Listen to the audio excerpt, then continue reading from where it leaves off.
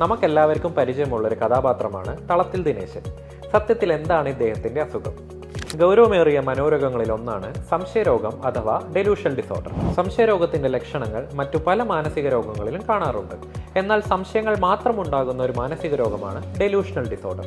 നിത്യജീവിതത്തിൽ സംഭവ്യമായ കാര്യങ്ങളോടനുബന്ധിച്ചുള്ള മിഥ്യാധാരണകൾ, അതാണ് ഈ ലോകത്തിന്റെ കാതൽ. ഉദാഹരണത്തിന്, ഭാര്യയ്ക്ക് പരപുരുഷ ബന്ധമുണ്ടെന്നും അയൽവാസി തന്നെ കൊല്ലാൻ പ്ലാൻ ചെയ്യുന്നു എന്നൊക്കെയാകാം ഇത്തരത്തിലുള്ള മിഥ്യാധാരണകൾ. ഈ മിഥ്യാധാരണകൾ ഒഴിച്ചു നിർത്തുകയാണെങ്കിൽ ഇത്തരക്കാർ ബാക്കി എല്ലാ കാര്യങ്ങളിലും 100% നോർമലായിരിക്കും. അതുകൊണ്ട് തന്നെ രോഗനിർണയം പലപ്പോഴും ശ്രമകരമാണ്. ഡോപ്പമിൻ എന്ന ന്യൂറോ കെമിക്കലിന്റെ അമിതമായ പ്രവർത്തനമാണ് ഇത്തരത്തിലുള്ള വൈകല്യങ്ങൾക്ക് കാരണമെന്ന് അനുമാനിക്കുന്നു.